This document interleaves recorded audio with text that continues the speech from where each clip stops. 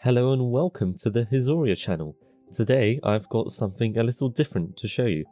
This is my latest project, Hizoria, Pantheon of Gods, a 2 to 6 player strategy board game set in the world of Hizoria.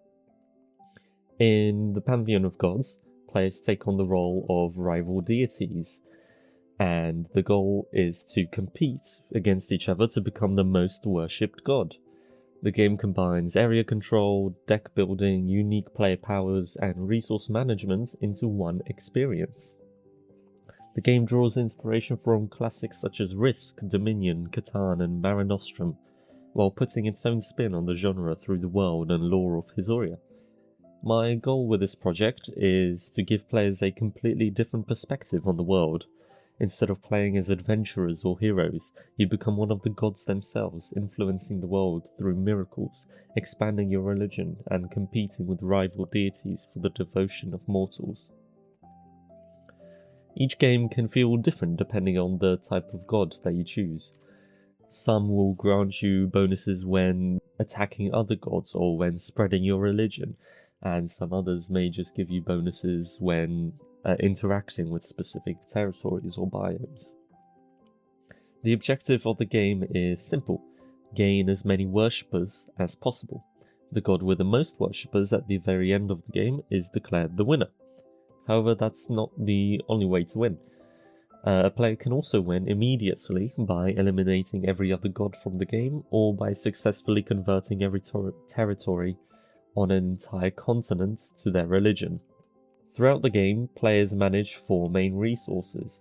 Those would be population, worshippers, popularity, and divine power. Population represents the mortals living across Hizoria. These are placed onto territories throughout the game and are ultimately converted into worshippers at the end of each round. Worshippers are your victory points, so growing your population and spreading your influence is the key to winning. Popularity represents your god's current influence over the people of Hizoria. Popularity determines how much you can expand your religion each round during the expansion phase. At the end of each round, your popularity decreases by 1. This is so that players don't reach max popularity and just stay there the entire game. Popularity has to be something that the god maintains with their own worshippers. Players start the game with 2 popularity. So I'll just place it on there for now. And that's how the players will start the game, and throughout the game players will increase the popularity or decrease it, depending on what cards are played. Finally, there's divine power, which is kept track of using these counters here, and these are for the worshippers. So divine power is collected at the start of each round from locations under your control, such as divine shrines, temples, cathedrals, capitals, and special biomes. More on that later. It acts as the game's primary currency, allowing players to activate their god's divine ability and purchase new miracle cards from the shared miracle market. There will be also more on the miracle market later. So, first, let's have a look at the board. The board is made up of 2 continents, the North Continent and the South Continent. The North Continent has 2 countries, Etron and Roslin, and the South Continent has 4 countries, Asville, Wargard, Lagrigor, and Mirava. Each country has 6 territories. That's the different coloured regions that you can see. So Mirava here has a desert, has 2 mountains, it has a mystical forest, a regular forest, and a special biome, which I'll cover later. All the available biomes are desert, mystical forest, forest, mountains, wetlands, and grasslands, and the special biomes. Each country also contains the special biome. These grant +1 divine power to whichever god controls them, making them a valuable strategic location worth fighting over. Every country also contains a capital, which is this little star on some territories, and each country has only 1. And these grant 1 divine power and also create 1 population every round. So they're very good to get your hands on early on so that you can build your population really fast. That's everything there is on the board, other than stuff I'll cover later. The game begins by players choosing a token colour that they want to play as this set of items that they'll use throughout the game. So for this demonstration, I'll just take the orange pile, I'll move it over here, and I'll also add, let's add the blue, so that I can demonstrate, for example, like an enemy, a different player. So starting up, the player receives a divine shrine, which is this token here, temples, crusades, and cathedrals, a popularity tracker, counters for divine power and worshippers, which are these. This is for worshippers, this is for divine power, and 8 starter miracle cards, which are these. Also in the bag here are territory banners, so when a player takes control of a territory, they place one of these banners so that it's easier to tell apart who controls what. Once players have chosen the colour and collected all the starter items, they get to choose one of the gods that they want to play as. Currently there is 11 gods available. Also, these two don't match with colours, which I'll try to fix in the next update. Each god card contains everything you need to know about your chosen deity. It displays the god's name, which is... oh, I can't show. Which is at the top. It displays the divine domain, which is just underneath the name, along with 2 unique abilities, the passive ability and the divine ability underneath. Passive ability, which remains active throughout the entire game and shapes the god's overall playstyle, is something relatively simple. So for Tramara here, whenever a rival god loses to you in religious conflict, they lose 1 popularity. So that just means that they can't expand. If they're trying to invade you, then they just waste popularity and can't expand again. Each god also has a divine ability, which on the card just says ability, which can be activated by spending divine power, and it can make a huge difference on specific situations. So Tramara here has choose a territory, it loses 3 population and cannot expand this round. So that can be used pretty early on to prevent people from expanding into territories which you want to control. Let's say, for example, I'm controlling this this forest with the capital. There's somebody on these grasslands, and they want to take over this special biome here. I can use that ability on these grasslands to not only get rid of the population that the enemy controls, but also prevent them from expanding into any of the other territories, so that I can myself grab this special biome. Once a player has chosen their god from these, each god has 3 unique miracle cards, which are these underneath. So let's go back to Tramara. He has Nightmare. Let me just show it like this. Nightmare, Mass Panic, and Intimidation. And the player gets to choose out of these 3 1 card that they will add to their miracle deck. So Nightmare, for example, a rival god discards 2 miracle cards of their choice from their hand. I spelt there wrong there. Mass Panic, remove 2 population from any territory, and Intimidation, gain +3 on 1 religious conflict this round. So the player will choose one. I will go with Mass Panic. The other 2 just go back underneath there. So I should probably also, I'll go with Tramara. And we'll just add Tramara there.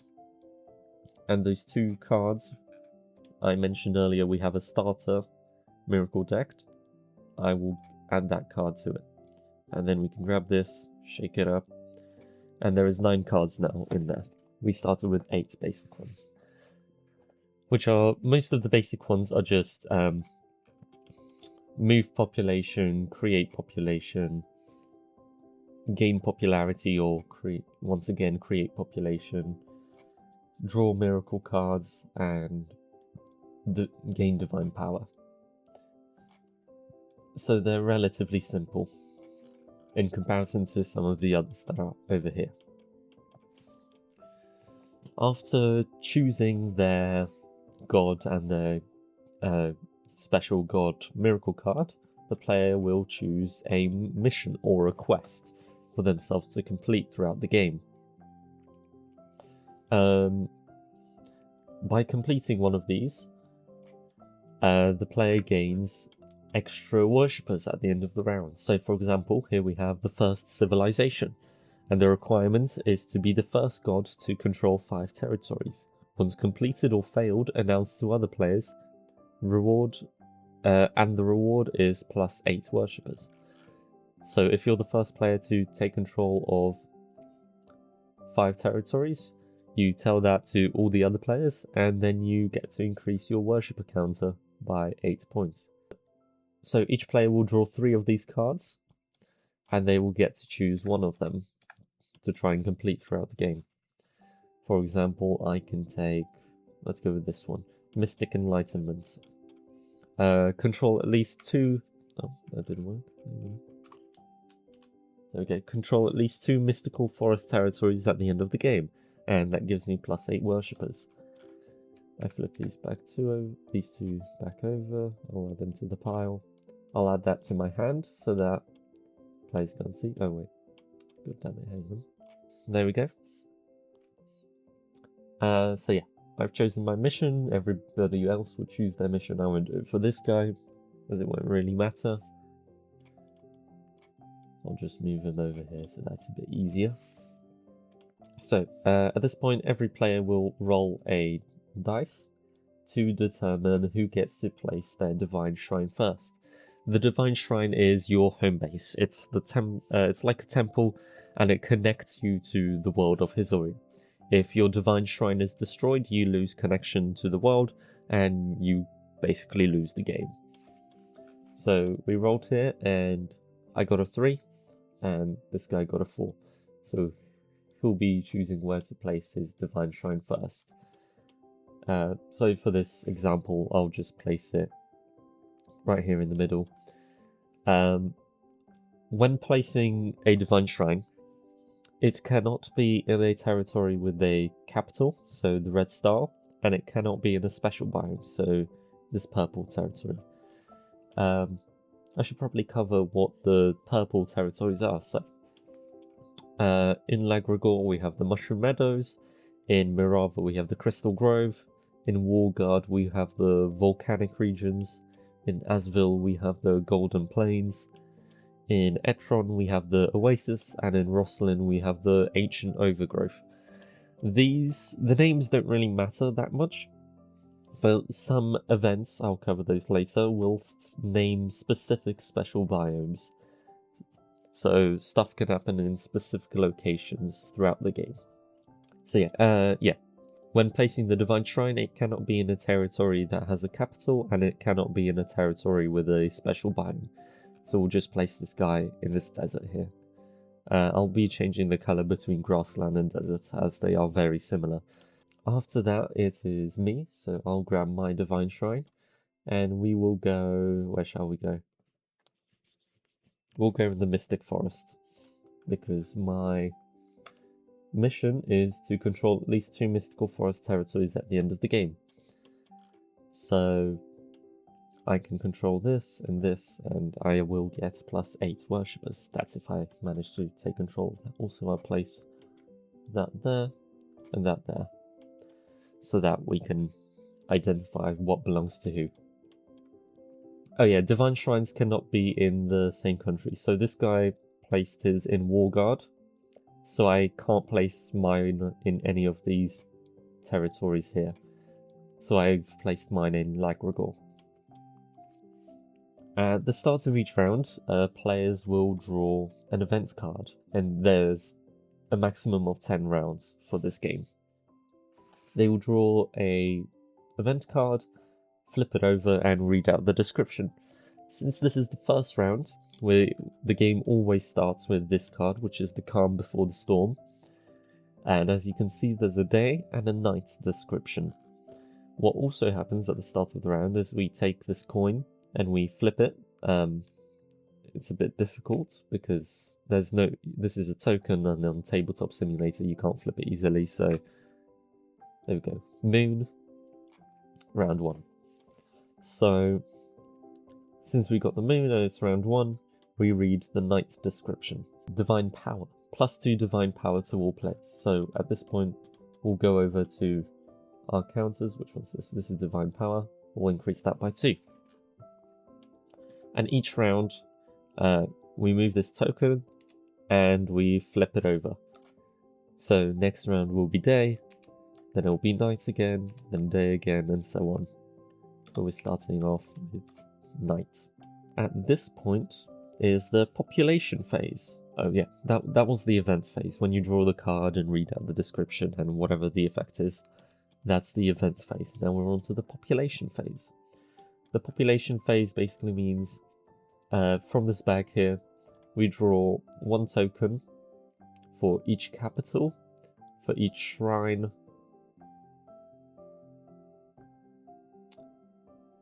yep, that's all that needs to be done. I won't do the North Continent, we won't be going into that region. After the population phase is the Divine Power phase. So players gain Divine Power from any of the following sources: from their Divine Shrine, from a temple, one of these, from the capital if they take control of it, unique biomes, so if they control one of the purple biomes, and from controlling an entire country. You gain +2 Divine Power from the Divine Shrines, from the capital, and from the country. You gain +1 from the temple and unique biome. If this is the first round, which it is, players will roll the dice again, and this will determine who goes first. So I rolled a 6 there. This guy rolled a 4. So I'll be going first, and then it will continue clockwise around the table. During my turn, I will draw 5 miracle cards, which reminds me I should flip this over, shake it up a bit, and then I draw 5. There we go. Flip them over, and then we get to have a read. So we've got choose one, Divine Influence, choose one. Gain +1 popularity, or create a population in a territory you control. Move up to 3 population between adjacent territories you control.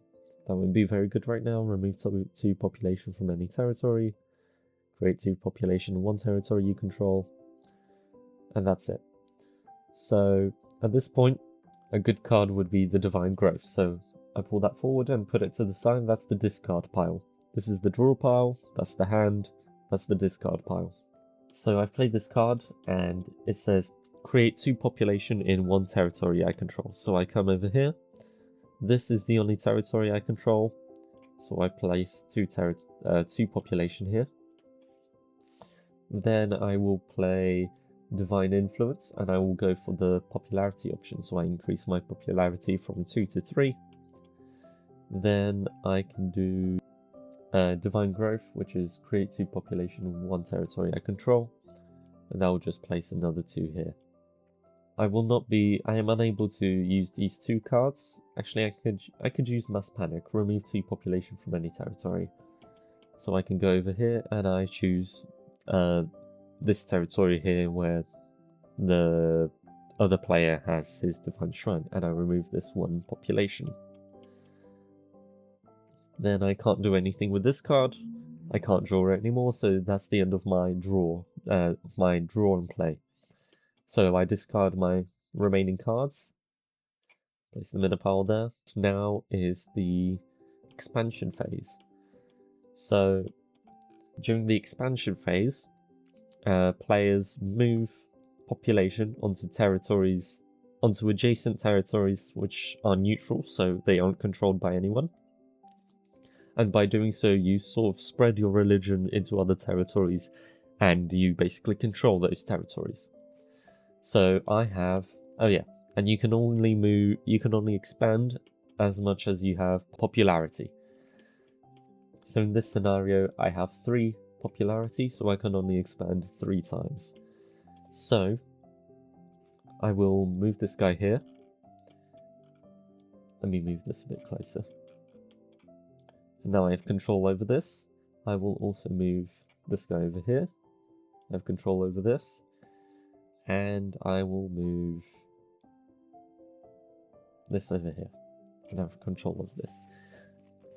I cannot move any tokens that were on the territories before I expanded into them. So here, there was one token already. I cannot expand with this guy.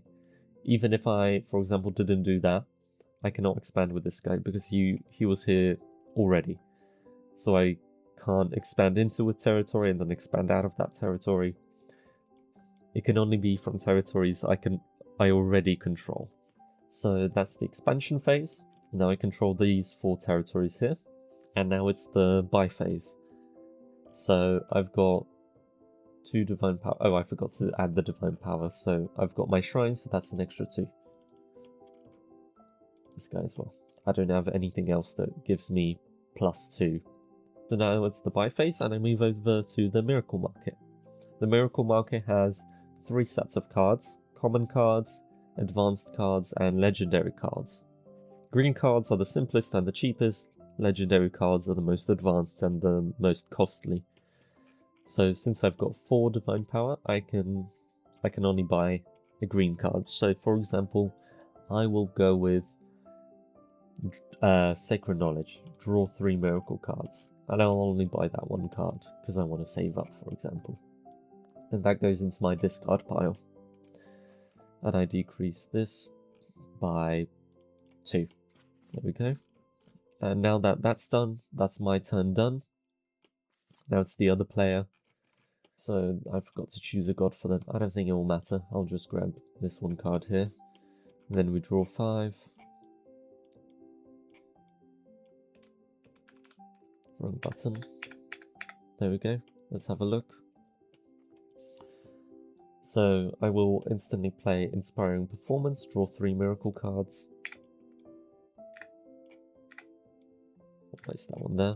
Actually, yeah, it fits in there. Cool. So that will be the discard pile for now. And we'll increase our popularity. I forgot to put a token here, so we're at 3 now. Then we've got draw 2 miracle cards. We've only got 1, so that's all I can do.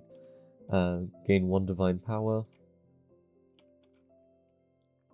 We'll play this one and we'll choose popularity. We'll choose this one and we'll create 2 population in here.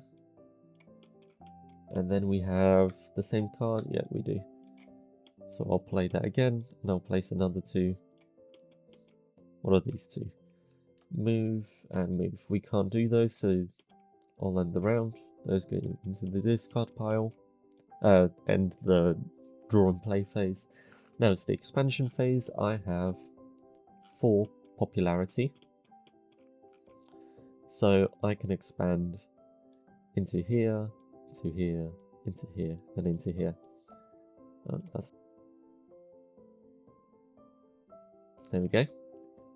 So this player now controls 5 territories. 1 more and they'll control the entire country.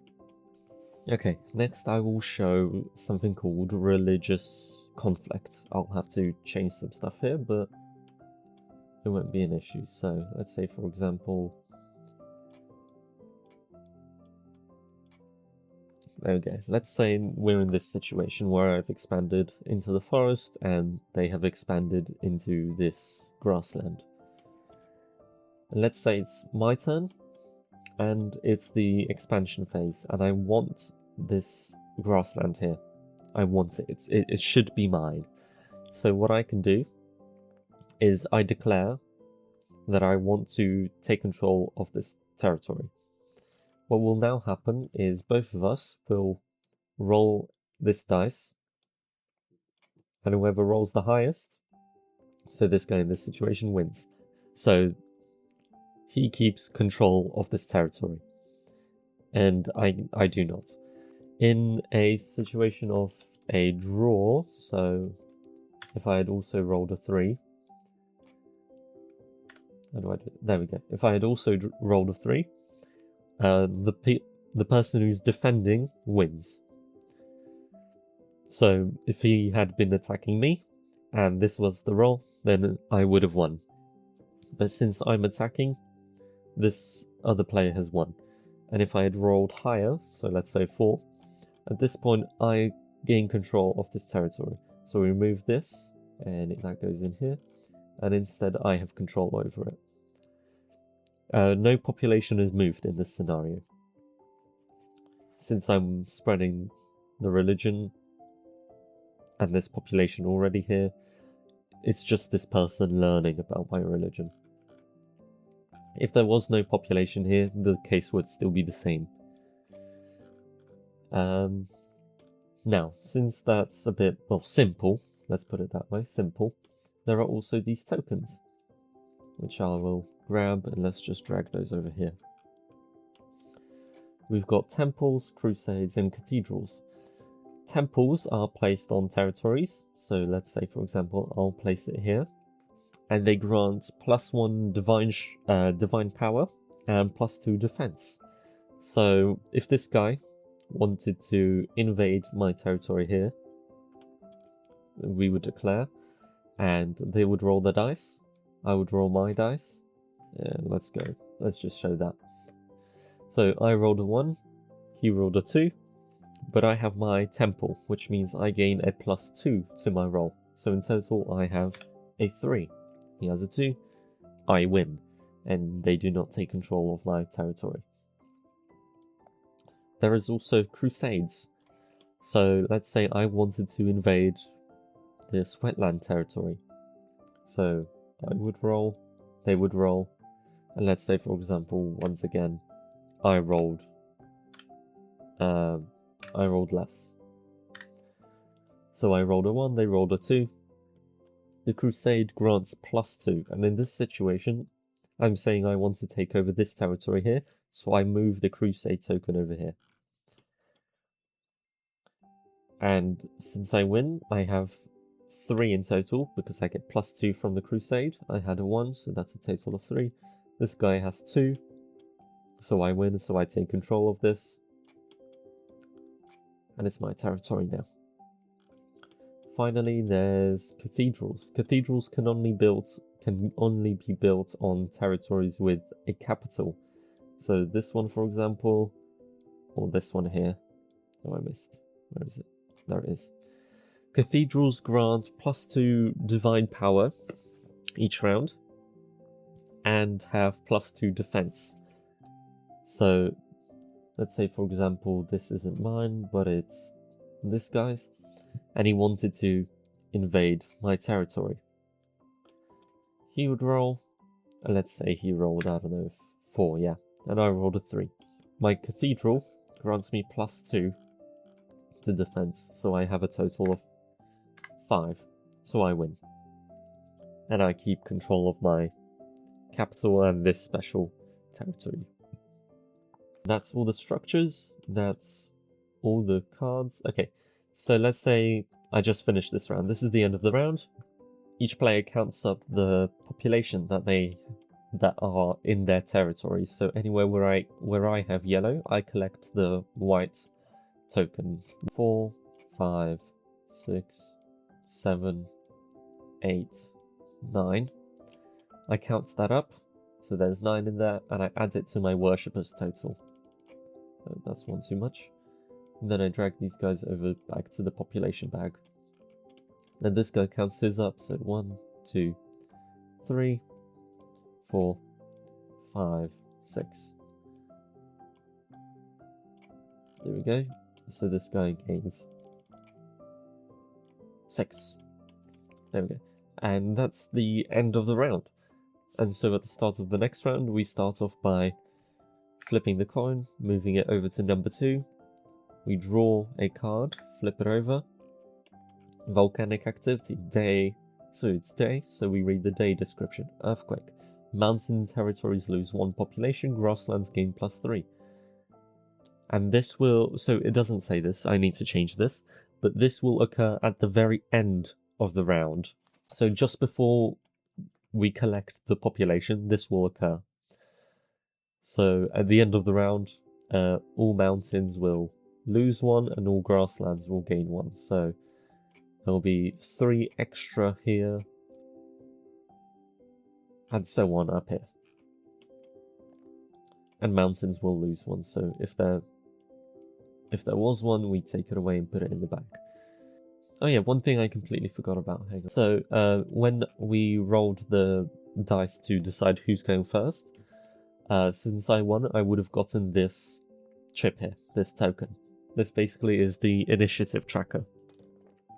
And at the start of the second round, I would pass this over to the next person clockwise. So it would go over to this player, and this round they would start the game. And I would go last in this scenario. If there was more people, I'd be going last. And then this person will start, so they will... So we would place population, we would give out divine power, and then the players would draw 5 cards, play them, then expand, then buy, and then it will be the next person's turn. And that covers everything so far for this game. I've already run a playtest, and there is plenty of changes I need to make. So all of this is from before the first playtest. I will be covering the first playtest in the next video, and I will be talking over what changes I'm making and how it's going to adapt and what I found out from the playtest. That's everything, and hope you enjoyed. I hope this wasn't too long or too boring. I know it was just an explanation. There wasn't too much happening.